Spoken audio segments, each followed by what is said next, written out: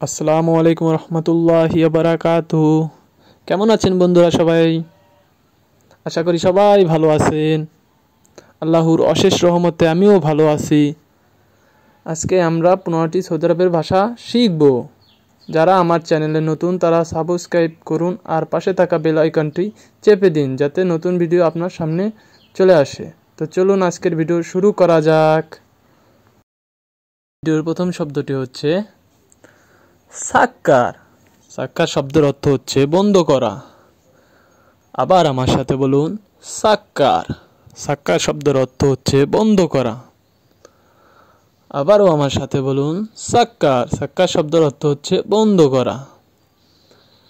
আপনি যদি বারবার বলেন মুখের জড়তা কেটে যাবে। এখানে 2 নম্বর শব্দটি হচ্ছে এফতা। এফতা অর্থ হচ্ছে খোলা। আবার আমার সাথে বলুন এফতা। এফতা অর্থ হচ্ছে খোলা। এখানে 3 নম্বর শব্দটি হচ্ছে জিব। জিব অর্থ দেওয়া। আবার বলুন জিব। জিব অর্থ দেওয়া। আবারও আমার সাথে বলুন জিব। জিব অর্থ দেওয়া। এখানে 4 নম্বর শব্দটি হচ্ছে শিল। শিল শব্দের অর্থ হচ্ছে নেওয়া। আবারও আমার সাথে বলুন শিল। শিল শব্দের অর্থ হচ্ছে এখানে নেওয়া। শিল। শিল অর্থ হচ্ছে নেওয়া। এখানে 5 নম্বর শব্দটি হচ্ছে ময়া। ময়া অর্থ হচ্ছে পানি। আবারও আমার সাথে বলুন ময়া। ময়া অর্থ হচ্ছে পানি।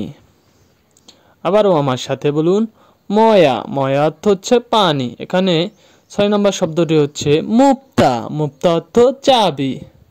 আবার আমার সাথে বলুন মুক্তা। মুক্তা অর্থ হচ্ছে চাবি। 7 নম্বর শব্দটি হচ্ছে বাব। বাব অর্থ দরজা। আবারও আমার সাথে বলুন বাব। বাব অর্থ দরজা। আবার বলুন বাব। বাব অর্থ দরজা।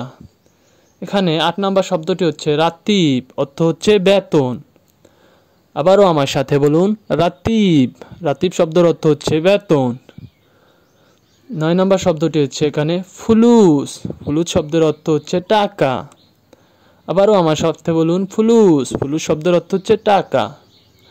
আবারও আমার সাথে বলুন ফুলুস। ফুলুস শব্দের অর্থ হচ্ছে টাকা। 10 নম্বর শব্দটি হচ্ছে সুগোল। সুগোল অর্থ হচ্ছে কাজ। আবারও বলুন সুগোল। সুগোল অর্থ কাজ। আবারও বলুন সুগোল। সুগোল অর্থ কাজ। এখানে 11 নম্বর শব্দটি হচ্ছে খবুজ। খবুজ অর্থ হচ্ছে রুটি। আবারও আমার সাথে বলুন খবুজ। খবুজ অর্থ হচ্ছে রুটি। আবারও আমার সাথে বলুন খবুজ। খবুজ অর্থ হচ্ছে রুটি। 12 নম্বর শব্দটি হচ্ছে রোজ। রোজ শব্দের অর্থ হচ্ছে ভাত। আবারও আমার সাথে বলুন রোজ। রোজ শব্দের অর্থ হচ্ছে ভাত। আবার বলুন রোজ। রোজ শব্দের অর্থ হচ্ছে ভাত। এখানে 13 নম্বর শব্দটি হচ্ছে ওয়াজিদ। অর্থ হচ্ছে বেশি।